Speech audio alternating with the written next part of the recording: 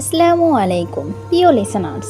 আজ আমি মায়া দ্বিতীয় এপিসোড নিয়ে আপনাদের সামনে হাজির হয়েছি। ভয়ঙ্কর দুটি ঘটনা, জিনের নামাজ ঘর ও ঢাকা ভূতের ফ্ল্যাট।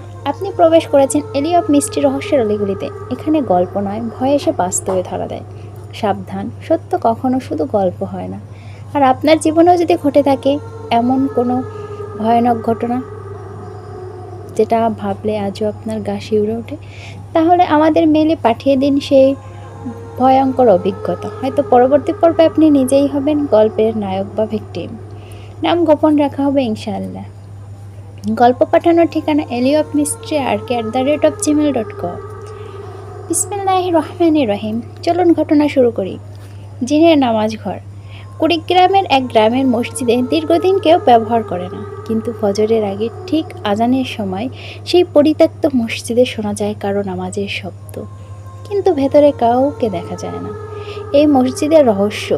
এক বয়স্ক হুজুর বলেন, 1980 সাল থেকে এই নামাজ ঘরে কেউ নামাজ পড়ে না। শোনা যায় এক সময় এক জিন এই মসজিদে ইমামতি করত। মানুষ তাতে হস্তক্ষেপ করার চেষ্টা করলে ভয়ানক কিছু ঘটে। এক সাহসী ইমাম মাওলানা কাশেম একদিন সেখানে ফজরের সময় নামাজ পড়তে যান। তিনি বলেন, কেউ পিছন থেকে আমার সাথে সিজদায় যাচ্ছিল। তিনি ফিরে তাকান না, কিন্তু নামাজ শেষে মাথা ঘুরে পড়ে যান। লোকেরা বলে কোনো বৈদ্যুতিক সংযোগ না থাকা সত্ত্বেও নামাজ ঘরে মাঝে মধ্যে আলো জ্বলে ওঠে। আর আজানের সময় সাদা কাপড় পরা কেউ পেছনে দাঁড়িয়ে থাকে। মসজিদে আজও কেউ সাহস করে একা ঢোকে না, কারণ জিনের নামাজ ঘরে মানুষের দোয়া হয়তো আলাদা রকমের শোনা যায়।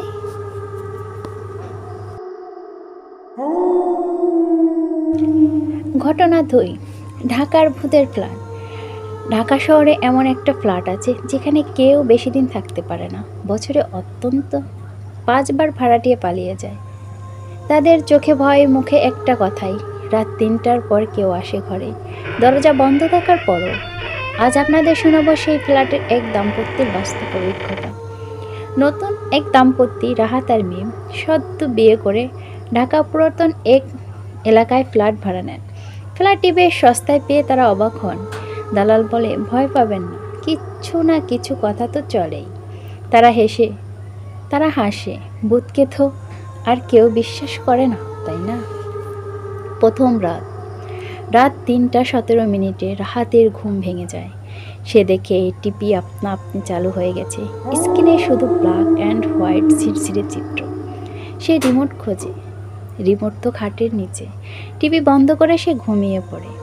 দ্বিতীয় রাতে হঠাৎ জানালায় ধাক্কা লাগে।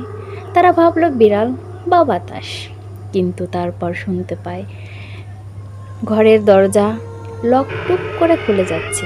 রাহাত দরজা খুলে দেখে বাইরে কেউ নেই, কিন্তু মেঝেতে ভেজা পায়ের ছাপ, পানির ছাপ এসে গেছে রান্নাঘর পর্যন্ত। তৃতীয় রাতে তার একটা ছোট্ট সিসি ক্যামেরা বাসার ঘরের কর্নারে লাগান। রাত 3টা বাজে। ক্যামেরায় দেখা যায় বাথরুম থেকে বের হয়ে আসছে এক নারীর ছায়া, সাদা শাড়ি, কাঁধে ভেজা চুল। সে চলে যায় রান্নাঘরে, তারপর হঠাৎ অদৃশ্য হয়ে যায়। পরের দিন সকালেই তারা মালপত্র গুছিয়ে বেরিয়ে যায়। মিম কাঁদতে কাঁদতে বলে, আমি আর এক রাতও সেখানে থাকতে পারতাম না। আমার বুকের উপর বসে গিয়েছিল কিছু একটা। পরে জানা যায় 2017 সালে এক গৃহবধূ আত্মহত্যা করেছিল, ঠিক রাত 3:17। ঢাকার সেই ফ্ল্যাট আজও খালি পড়ে আছে। লোকেরা বলে মাঝে মাঝে ভেতর থেকে ভেসে এসে একজন নারীর গলা, আমার জায়গায় কেউ নিতে পারবে না। তুমি হলে কি এক রাত থাকতে পারতে ওখানে?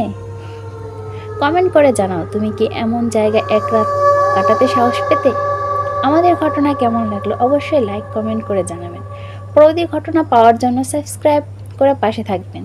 আজকের মতো এইটুকুই। সবাই ভালো থাকবেন। আসসালামু আলাইকুম।